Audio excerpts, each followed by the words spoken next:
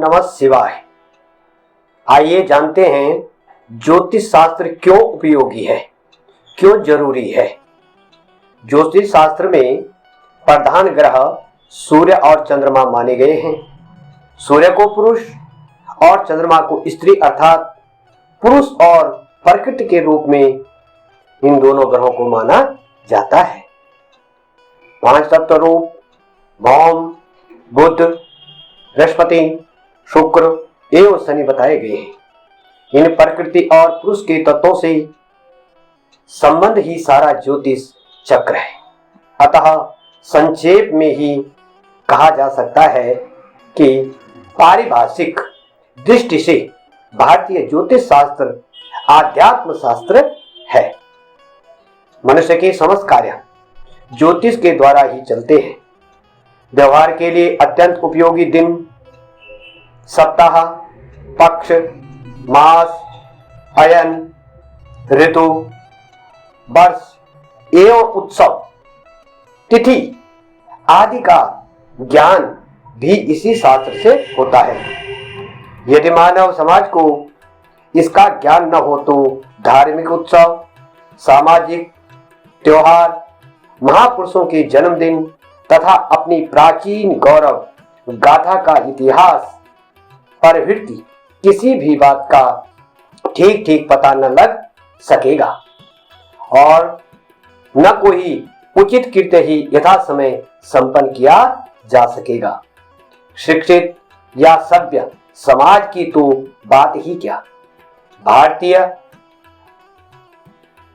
अनपढ़ किसान भी व्यवहार उपयोगी ज्योतिष ज्ञान से परिचित है। वह भली भांति जानता है कि किस नक्षत्र में वर्षा अच्छी होती है, अतः कब फसल को बोना चाहिए जिससे फसल अच्छी हो।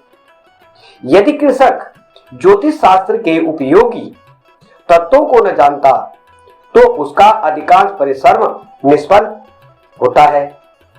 कुछ महानुभाव यह तर्क उपस्थित कर सकते हैं कि आज के समय पर वैज्ञानिक युग में कृषि शास्त्र के मर्मज्ञ जानने वाले असमय में ही अपनी आवश्यकता अनुसार वर्षा का आयोजन या निवारण कर कृषि कर्म को संपन्न कर लेते हैं। इस दशा में कृषक के लिए ज्योतिष ज्ञान की आवश्यकता नहीं, पर उन्हें यह न भूलना चाहिए कि आज का विज्ञान भी प्राचीन ज्योतिष का लघु शिष्य है। ज्योतिष शास्त्र के तत्वों से पूर्णतया परिचित हुए बिना विज्ञान भी असमय में वर्षा का आयोजन और निवारण नहीं कर सकता। वास्तव में बात यह है कि चंद्रमा जिस समय जल राशि जलचर नक्षत्रों पर रहता है उसी समय वर्षा होती है। वैज्ञानिक प्रकृति के रहस्यों को प्राप्त कर जब चंद्रमा जलचर नक्षत्रों का भोग करता है, वर्षा का आयोजन कर लेता है। बाराही संहिता में कुछ ऐसे सिद्धांत आए हैं जिसके द्वारा जलचर चंद्र नक्षत्रों के दिनों में वर्षा का आयोजन किया जा सकता है। सारांश यह है कि जलचर चंद्रमा के तत्वों को जानकर जलचर नक्षत्रों के दिनों में उन तत्वों का आयोजन कर असमय में ही वर्षा कार्य कर लेता है। इसी प्रकार वर्षा का निवारण जलचर चंद्रमा के जातीय परमाणुओं के विघटन द्वारा संपन्न किया जा सकता है। प्राचीन ज्योतिष के अंग संहिता शास्त्र में भी इस प्रकार की चर्चाएं आई हैं। भद्रबाहु संहिता के शुक्राचार अध्याय में शुक्र की गति के अध्ययन द्वारा वर्षा का निवारण किया गया है। अतएव यह मानना पड़ेगा कि ज्योतिष तत्वों की जानकारी के बिना कृषि कार्य सम्यकतया संपन्न करना संभव नहीं। आयुर्वेद तो ज्योतिष का अभिन्न अंग है। ज्योतिष विज्ञान के बिना औषधियों का निर्माण यथा समय संपन्न नहीं किया जा सकता। कारण स्पष्ट है कि ग्रहों के तत्व और स्वभाव को प्राप्त कर उसी के अनुसार उसी तत्व और स्वभाव वाली दवा का निर्माण करने से वह दवा विशेष गुणकारी होती है। जो विषय इस शास्त्र के ज्ञान से अपरिचित रहते हैं वे सुंदर और अपूर्व गुणकारी दवाओं का निर्माण नहीं कर सकते। अन्य बात यह है कि इस शास्त्र के ज्ञान द्वारा रोगी की चर्या और चेष्टा को अवगत कर बहुत कुछ अंशों में रोग की मर्यादा जानी जा सकती है। सवेरंग शाला नामक ज्योतिष ग्रंथ में रोगी की रोग मर्यादा जानने के लिए अनेक नियम आए हैं। अतएव जो चिकित्सक आवश्यक ज्योतिष तत्वों को जानकर चिकित्सा कर्म को संपन्न करते हैं वो अपने इस कार्य में अधिक सफल होते हैं। मानव के समक्ष जहां दर्शन नैराश्यवाद की धूमिल रेखांकित करता है वहां ज्योतिष कर्तव्य के क्षेत्र में आकर उपस्थित करता है।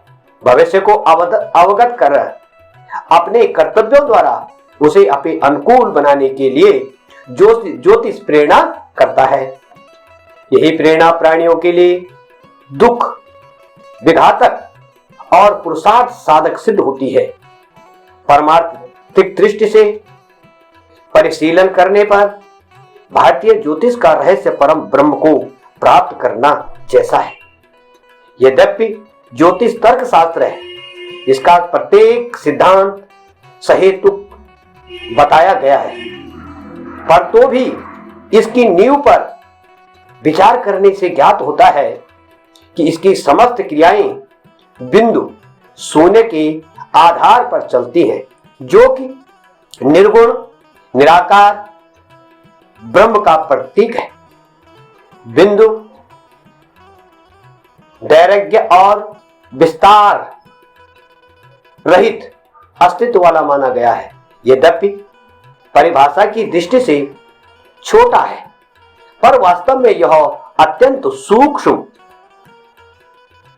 कल्पनातीत निराकार वस्तु है। केवल व्यवहार चलाने के लिए हम उसे अपने कागज पर अंकित कर लेते हैं। आगे चलकर यही बिंदु गतिशील होता हुआ रेखा रूप में परिवर्तित होता है, अर्थात जिस प्रकार वर्म से एको हम बहुत श्यामी कामना रूप उपाधि के कारण माया का आविर्भाव हुआ है, ठीक उसी प्रकार बिंदु से एक गुण धैर्य वाली रेखा उत्पन्न हुई है। अभिप्राय यह है कि भारतीय ज्योतिष में बिंदु वर्म का प्रतीक और रेखा माया का प्रतीक है। इन दोनों के संयोग से ही क्षेत्रात्मक, बीजात्मक और अंकात्मक गणित का निर्माण हुआ है। भारतीय ज्योतिष का प्राण यही गणित शास्त्र है। इंद्रियों द्वारा होने वाला ज्ञान अपूर्ण होने के कारण कदाचित ज्ञानांतर से बाधित हो सकता है। कारण स्पष्ट है कि इंद्रिय ज्ञान अव्यवहित ज्ञान नहीं होता। इससे इंद्रिय अनुभूति में भेद का होना संभव है। ज्योतिष का ज्ञान आगम ज्ञान होते हुए भी अतीन्द्रिय ज्ञान के तुल्य सत्य के निकट पहुंचाने वाला है। इसके द्वारा मन की विविध प्रवृत्तियों का विश्लेषण जीवन की अनेक समस्याओं के समाधान को करता है। चित्त विश्लेषण शास्त्र फलित ज्योतिष का एक भेद है। फलितांग जहां जीवन के अनेक तत्वों की व्याख्या करता है, वहीं मानसिक प्रवृत्तियों का विश्लेषण भी। यद्यपि यह विश्लेषण साहित्य और मनोविज्ञान के विश्लेषण से भिन्न होता है, पर इसके द्वारा मानव जीवन के अनेक रहस्यों एवं भेदों को अवगत किया जा सकता है।